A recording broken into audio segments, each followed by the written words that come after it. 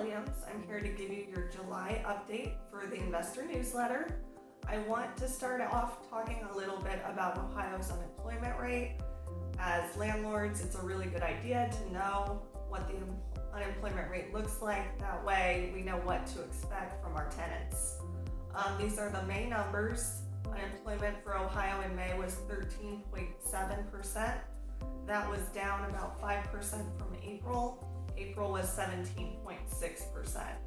So we saw a little bit of a COVID recovery as Ohio began to open back up, but 13% is still pretty high, and the COVID numbers are rising, so there is a possibility that could go back up. The good news is there are a lot of benefits, both state and federal, that are available for our tenants.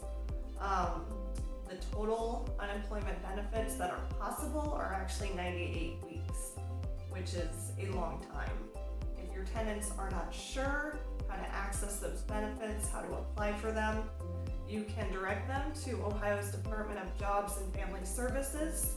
If you're managed by Manco, I know the Manco team has done a lot to help people find the services that they're eligible for and help them apply.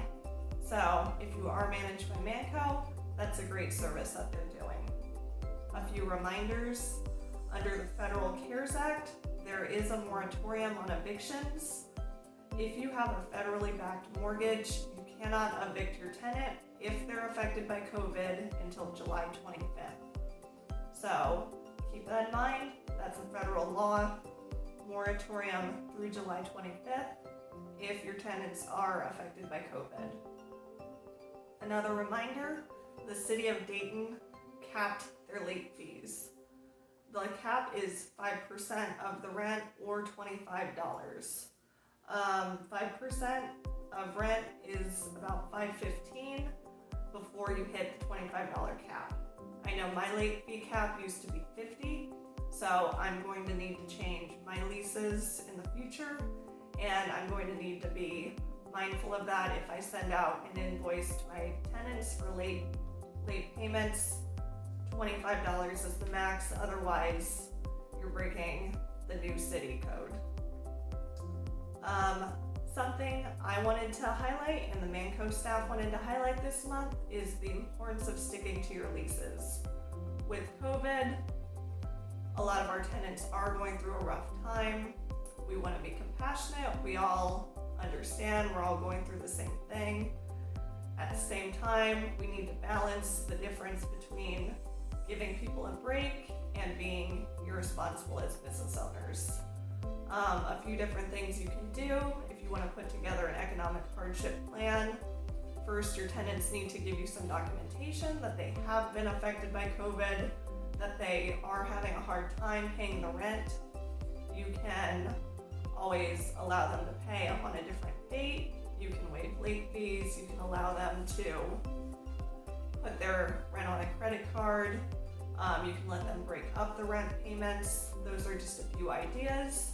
If you do put together a plan that's different from your lease, please make sure you document it, make sure you get signatures, and make sure you track that they're actually following their plan.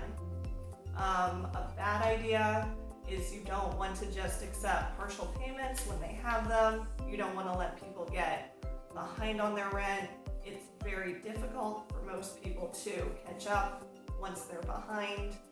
And if you ever go to sell your property, it's going to be very hard to sell if you have tenants who are inconsistent on their rent.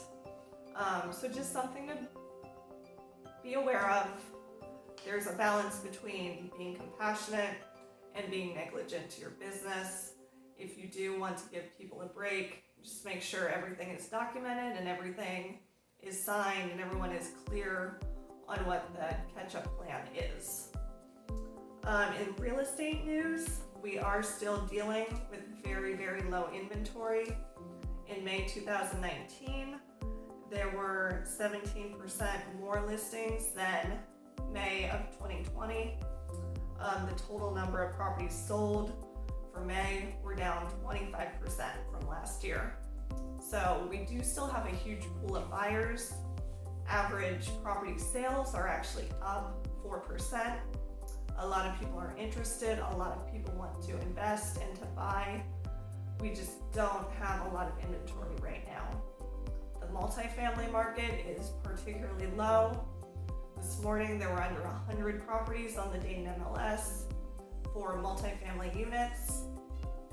And for apartment buildings that have more than 5 units, we actually have less than 20. So if you are thinking of selling your multifamily, it's a great time. Prices are up, there's a huge demand, and there is not a lot of inventory. So if that's something you're thinking about, give me a call, we can talk about it. But there is a huge demand of people wanting multifamilies, and there's not really a lot of options at the moment. That is all that we wanted to highlight for July. I hope everyone's doing well, everyone's staying healthy. Hopefully next month we'll have some good news. Hopefully we have some more listings. If you have any questions, you can always contact me, and I will see everyone next month. Thank you.